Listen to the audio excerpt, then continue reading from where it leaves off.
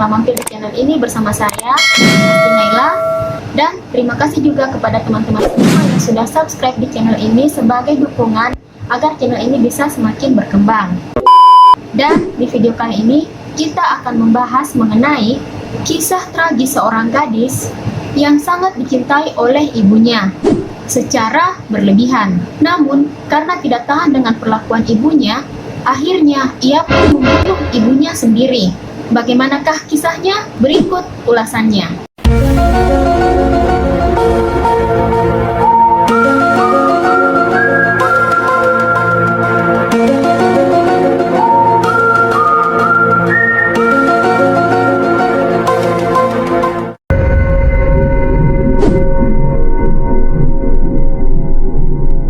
Adalah seorang ibu yang bernama Didi Blanchard dan putrinya yang bernama Gypsy Rose Blanchard. Mereka begitu dicintai oleh orang-orang yang mengenal mereka. Di mata orang-orang yang mengenalnya, Didi Blanchard adalah seorang ibu yang sangat mencintai putrinya. Ia rela mengorbankan apa saja agar putrinya mendapatkan perawatan yang baik. Ia bahkan tidak bekerja hanya untuk merawat putri semata-wayangnya. Ia juga dikenal sebagai tetangga yang ramah. Sedangkan putrinya yang bernama Gypsy Rose Blanchard, di mata orang-orang yang mengenalnya, ia adalah seorang gadis remaja yang berusia 14 tahun. Ia memiliki kulit putih yang pucat, dengan tinggi 5 kaki atau sekitar 150 cm. Giginya ompong tidak terawat. Ia juga merupakan anak yang sangat ceria dan selalu tersenyum kepada siapa saja. Namun, ia adalah anak yang memiliki berbagai macam penyakit, mulai dari cacat kromosom, distrofi otot, sehingga ia harus menggunakan kursi roda. Selain itu juga ia menderita epilepsi, asma akut, apnea tidur, leukemia. Parahnya lagi, ia juga menderita kerusakan otak yang membuatnya tidak memiliki rambut, selayaknya pasien kemoterapi. Ia sering memakai wig atau topi untuk menutupi kepalanya yang botak. Gypsy bahkan memiliki penyakit mata dan harus menggunakan kacamata yang besar untuk melindungi matanya. Didi juga mengatakan, walaupun Gypsy saat ini telah berusia 14 tahun, namun usia mentalnya layaknya anak yang berusia 7 tahun. Itulah sebabnya suara Gypsy terdengar selayaknya suara anak-anak yang berusia 7 tahun. Setidaknya itulah klaim Didi Blanchard mengenai penyakit putrinya. Didi mengaku bahwa semua penyakit itu sudah diderita Gypsy sedari kecil, dan penampilan Gypsy tersebutlah yang menguatkan persepsi orang-orang bahwa Gypsy memang memiliki semua penyakit yang dikatakan oleh ibunya. Didi dan Gypsy adalah cerminan, inspirasi, dan harapan. Ya, mungkin seperti inilah persepsi orang-orang yang saat itu mengenal mereka. Namun, suatu ketika muncul sebuah kabar yang sangat mengejutkan dan menggemparkan di lingkungan sekitarnya, bahwa Didi Blanchard telah tewas dibunuh dengan ditusuk berkali-kali di punggungnya sampai mati di rumahnya sendiri. Sementara sang putri yang sedang sakit tidak ditemukan di rumahnya. Para tetangganya pun berpikir, tidak mungkin seorang Gypsy Rose bisa bertahan hidup sendiri. Dan yang mereka pikirkan pada waktu itu, mungkin sang pelaku pembunuhan telah menculik Gypsy.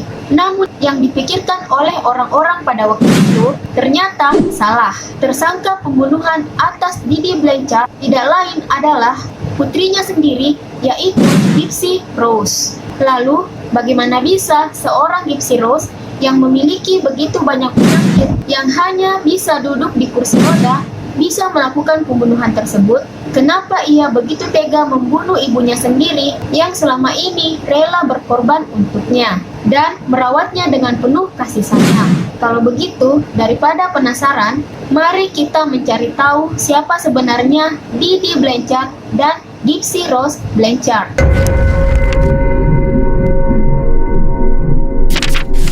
Didi Blanchard yang bernama asli Claudine Pitre dilahirkan di Chackbay, Louisiana pada tahun 1967. Ia adalah putri dari pasangan Claude Anthony Pitre Senior dan Emma Louise Gisclair. Didi memiliki 5 saudara kandung, diantaranya Claude Junior, Claudia, Evans, Darla, dan Todd. Di kehidupan masa kecilnya, menurut saudaranya, Didi kadang-kadang melakukan pencurian kecil. Hal itu ia lakukan sebagai pembalasan apabila segala sesuatu yang ia rencanakan tidak berjalan dengan baik. Sekitar usia 20 tahunan, Didi bekerja sebagai asisten perawat. Keluarganya pernah menyatakan kecurigaan bahwa pada tahun 1997, Didi kemungkinan telah meracuni makanan ibunya. Ketika Didi berusia 24 tahun, Didi hamil dari seorang pria yang bernama Rose Blanchard. Mereka menamai putri mereka Gypsy Rose Blanchard. Namun, sebelum putri mereka lahir, yaitu pada bulan Juli tahun 1991, mereka berpisah. Meskipun Didi masih berharap agar Rod kembali, namun nyatanya Rod tidak pernah kembali. Yang kemudian, Didi membawa putrinya yang baru lahir untuk tinggal bersama keluarganya.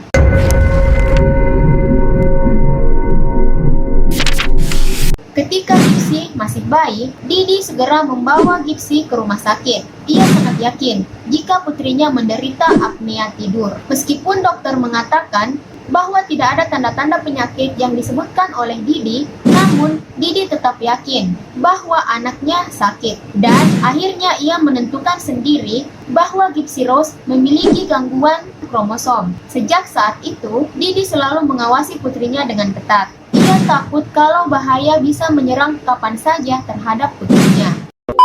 Ketika Gypsy berusia 8 tahun, ia terjatuh dari sepeda motor kakeknya. Didi yang melihat hal itu sangat panik dan segera membawa Didi ke rumah sakit. Walaupun sebenarnya Gypsy hanya lecet ringan di lututnya, tetapi Didi lagi-lagi tidak yakin bahwa kecelakaan itu menurut Didi jelas telah menghasilkan sesuatu yang lebih buruk dan putrinya akan membutuhkan beberapa operasi agar bisa berjalan lagi. Sampai saat itu, dia memutuskan kalau putrinya akan tetap berada di kursi roda agar lututnya tidak bertambah parah sakitnya. Gypsy pun diberhentikan sekolah oleh Didi setelah dia lulus kelas 2 SD. Setelah itu, dia pun mengajari Didi seorang diri di rumah. Dan Gypsy berhasil belajar membaca melalui buku-buku Harry Potter. Tidak lama kemudian, yang namanya seorang nenek pasti sangat khawatir dengan keadaan cucunya. Makanya ia mulai menanyakan kondisi cucunya kepada Didi. Namun, Didi merasa sangat kesal dan risih bila ibunya terus-terusan menanyakan keadaan Gypsy. Sampai akhirnya ia pun keluar dari rumah orang tuanya dan pindah ke apartemen kumuh. Di sanalah mereka mulai hidup dari hasil belas kasihan orang-orang terhadap penyakit Gypsy. Ketika mereka meninggalkan rumah, Didi selalu membawa tabung oksigen dan tabung makanan. Gypsy juga diberikan makanan suplemen nutrisi cairan anak-anak pediasur hingga usia Gypsy 20 tahun. Setelah membawa putrinya ke rumah sakit di New Orleans, Didi kemudian mengklaim bahwa selain gangguan kromosom dan distrofi otot, Gypsy Rose sekarang memiliki masalah pendengaran dan penglihatan. Selain itu, Didi juga mengklaim bahwa Gypsy Rose sudah mulai menderita kejang. Padahal ketika kondisi Gypsy dites, sama sekali tidak menunjukkan tanda-tanda penyakit apapun yang diklaim Didi terhadap putrinya. Namun, dokter tetap memberikan obat anti kejang dan obat penghilang rasa sakit nyeri.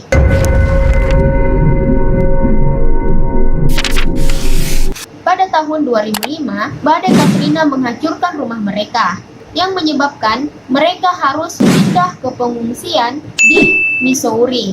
Di sanalah keduanya diperlakukan selayaknya selebriti. Tidak lama kemudian, Yayasan Habitat of Humanity membangunkan rumah untuk Didi dan Gypsy di West Volunteer Way, Springfield, Missouri, Amerika Serikat. Kemudian, Make-A-Wish Foundation juga memberikan mereka hadiah jalan-jalan ke Walt Disney World. Mereka juga diberikan tiket backstage ke konser Miranda Lambert. Sementara Rose Blanchard, yaitu ayah kandung Gypsy, yang saat itu telah menikah lagi, juga masih terus memberikan uang tunjangan anak sebesar $1.200 per bulan. Rose juga sering mengirim hadiah kepada Gypsy. Ia juga terkadang berbicara dengan Gypsy di telepon. Rose dan istri keduanya juga berharap bisa mengunjungi Gypsy, tetapi Didi seringkali menghalangi mereka dengan berbagai macam alasan. Didi bahkan mengatakan kepada tetangganya bahwa ayah Gypsy Rose adalah seorang pecandu narkoba dan alkoholik yang tidak pernah peduli dengan masalah kesehatan putrinya. Didi juga bahkan mengatakan bahwa ayah Gypsy tidak pernah mengirimi mereka uang.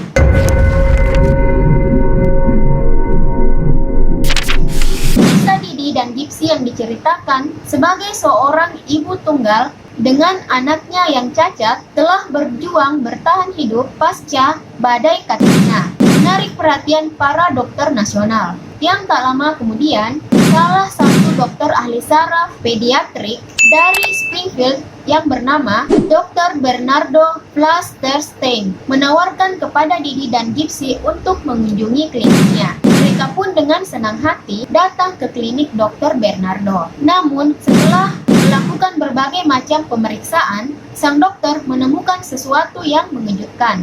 Gypsy bukan saja tidak memiliki penyakit distrofi otot, dia juga tidak memiliki penyakit lain seperti yang diklaim oleh Didi.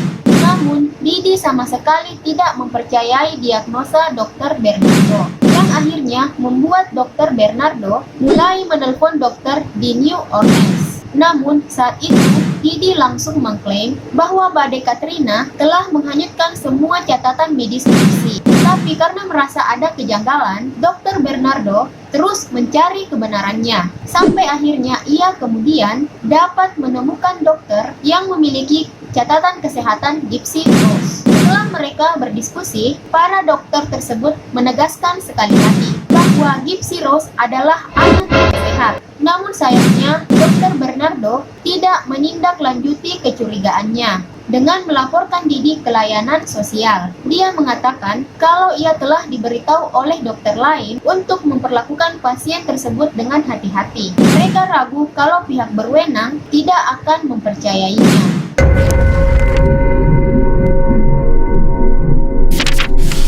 Di tahun 2010, Gypsy mulai tahu bahwa selama ini ia telah dibohongi oleh ibunya mengenai usianya dan juga sebenarnya dirinya sama sekali tidak sakit. Didi langsung menjelaskan bahwa pikiran Gypsy Rose diliputi oleh penyakit.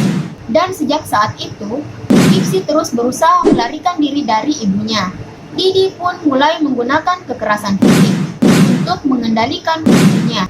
Dia selalu memegang tangan putrinya di hadapan orang lain. Setiap kali Gypsy mengatakan sesuatu yang menunjukkan bahwa dia tidak benar-benar sakit atau menunjukkan jika kemampuan mentalnya terlihat normal atau memelintir tangannya ketika hanya ada mereka berdua. Didi juga akan memukulnya dengan tangan ataupun dengan hammer.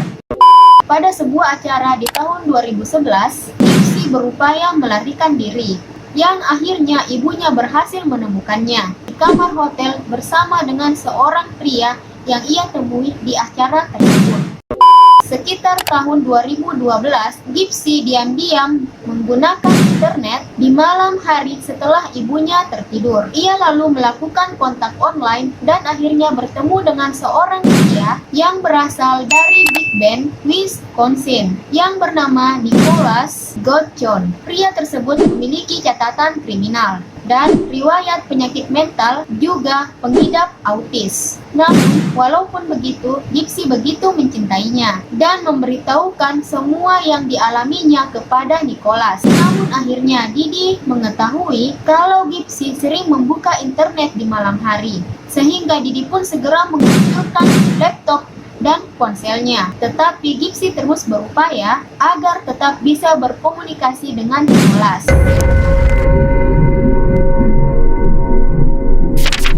Tahun 2015, setelah 3 tahun berpacaran online dengan Nicholas, Gypsy pun sangat ingin bertemu dengan Nicholas secara langsung, sehingga ia pun mengatur agar ibunya membawanya ke bioskop untuk menonton film Cinderella. Dan nanti di sana, ia dan Didi akan tidak sengaja bertemu dengan Nicholas, yang kemudian Gypsy akan memperkenalkannya kepada Didi. kalau ia baru saja mengawali hubungannya dengan Nicholas. Tetapi pada saat itu, Didi terus menjauhkan Gypsy dari Nicholas. Hingga Gypsy secara diam-diam ingin bertemu dengan Nicholas dengan mengatakan kepada ibunya bahwa ia akan ke toilet sendirian dan tidak perlu ditemani. Disitulah Gypsy langsung mengajak Nicholas dan membawanya ke toilet, yang kemudian di mana keduanya bercinta di toilet tersebut. Nicholas memiliki dua kepribadian. Kepribadian aslinya adalah orang yang mengidap autisme, namun kepribadian lainnya adalah orang yang creepy. Karena kepribadian Nicholas itulah yang membuat Gypsy merencanakan untuk menyuruh Nicholas membunuh Didi.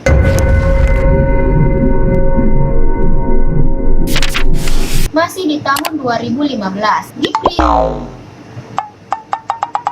Gypsy Rose semakin tidak tahan dengan perlakuan ibunya, sehingga ia dan pacar online-nya, yaitu Nicholas Godjon, merencanakan untuk membunuh Didi. Dan ia percaya bahwa Nicholas Godjon adalah satu-satunya orang yang sanggup melakukannya. Rencana pembunuhan terhadap Didi segera dilaksanakan. Atas permintaan Gypsy, Nicholas kembali ke Springfield pada bulan Juni tahun 2015.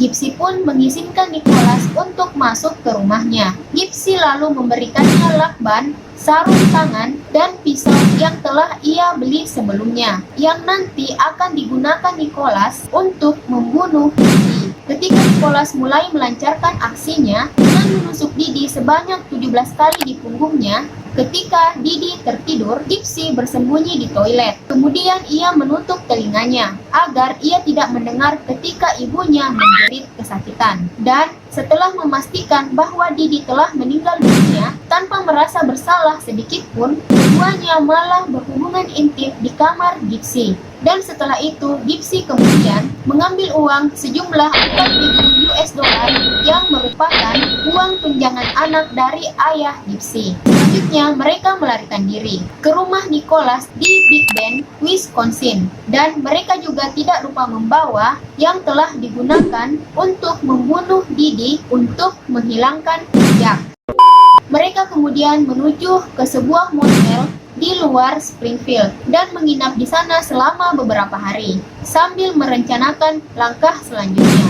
Gypsy bahkan memposting video mereka berdua di media sosial ketika mereka berada di kamar motel tersebut. Tetapi selama pelarian mereka, Gypsy mengira bahwa mereka telah berhasil lolos dari kejahatan yang mereka lakukan, yang tanpa mereka sadari kalau mereka terlihat di CCTV di beberapa toko lokal. Keduanya kemudian naik bus menuju rumah Nicholas. Beberapa saksi melihat pasangan tersebut dalam perjalanan ke stasiun Greyhound dan melihat Gypsy memakai wig pirang dan berjalan dengan kakinya tanpa menggunakan kursi roda.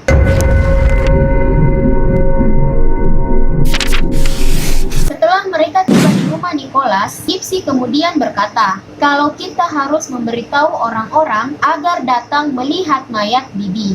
Yang kemudian mereka memposting di akun FB yang bernama The Jeep Blanchard yang berbunyi, si itu mati. Tak berselang lama, akun itu menuliskan komentar di unggahannya sendiri yang berbunyi, aku pukul si gemuk dan memperkosa anaknya yang polos. Teriakannya sangat kencang, lol. Setelah melihat status Facebook yang diposting dari akun The Jeep Blanchard, teman-teman Didi pun mulai curiga kalau ada yang tidak beres. Kemudian salah satu tetangganya langsung menghubungi Didi, namun tidak ada jawaban. Kemudian tetangga mencoba mengintip ke dalam rumah Didi, tetapi kaca pelindung pada jendela membuatnya sulit untuk melihat bagian dalam rumah. Tetangga kemudian memanggil-manggil Didi dan Gypsy, namun lagi-lagi tidak ada jawaban. Sampai akhirnya mereka kemudian memutuskan untuk menghubungi 911. Ketika polisi tiba, mereka harus menunggu surat penggeledahan sebelum mereka bisa masuk ke rumah Didi. Ketika surat perintah penggeledahan dikeluarkan, polisi segera masuk ke rumah Didi dan sekitar pukul 22.45 waktu setempat, polisi menemukan menemukan jasad Didi di dalam kamar mandi. Badannya penuh luka sebanyak 17 kali. Dan ternyata ia telah tewas beberapa hari yang lalu. Akan tetapi, polisi tidak menemukan keberadaan Gypsy, yang pada akhirnya tetangga Didi yang juga merupakan teman Gypsy, yaitu Alea, mengungkapkan kepada polisi status terakhir yang diposting oleh akun FB yang bernama DJip Blanchard. Berdasarkan informasi tersebut, polisi kemudian melacak alamat IP akun DJip Blanchard, dan ternyata alamatnya berada di daerah Wisconsin. Hari berikutnya, agen polisi yang berada di daerah tersebut datang dan menggerebek rumah Nicholas, yang kemudian menemukan Gypsy dan Nicholas. Mereka pun ditahan dengan tuduhan pembunuhan atas Didi Blanchard.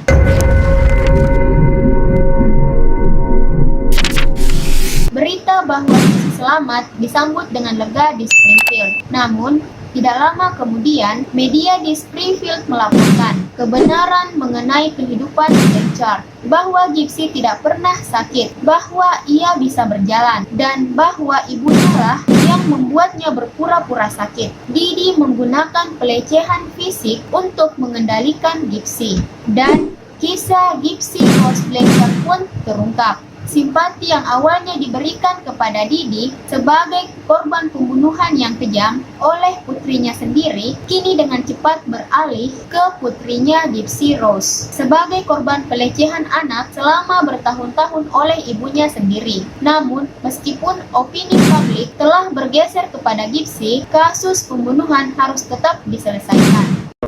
Investigasi lebih lanjut menemukan bahwa beberapa dokter yang memeriksa kondisi kesehatan Gypsy Rose tidak menemukan bukti gangguan yang diklaim oleh Didi. Salah satu dokter justru mencurigai bahwa Didi lah sebenarnya yang memiliki penyakit yang disebut Munchausen by proxy syndrome.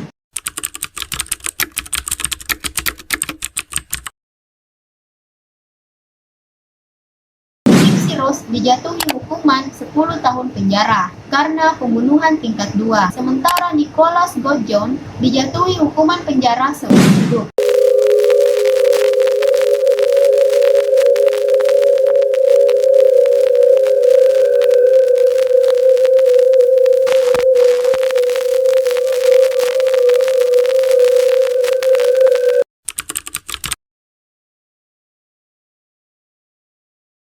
Why are we still here? Just to suffer? Every night, I can feel my leg, and my arm, even my fingers. Kisah Didi dan Gypsy Rose ini telah diangkat ke dalam sebuah film seri Netflix dengan jumlah 8 episode yang berjudul The Egg, yang dibintangi oleh Joey King sebagai Gypsy, Patricia Arquette sebagai Didi, dan Callum Worthy sebagai Nicholas Gordjon. Itulah tadi kisah tragis yang dialami oleh Gypsy yang harus menderita selama bertahun-tahun akibat perlakuan keji ibunya yang membuatnya tidak tahan, yang akhirnya dengan bantuan pacarnya ia pun membunuh ibunya sendiri. Sekian video kali ini, semoga bermanfaat. Lebih kurangnya mohon dimaafkan. Jika teman-teman suka dengan channel ini, jangan lupa di subscribe, kemudian klik loncengnya supaya teman-teman mendapat notif bila saya mengupload video terbaru. Dan jangan lupa di like, komen, dan share ya ke teman-teman kalian. Sampai jumpa lagi. Wassalam.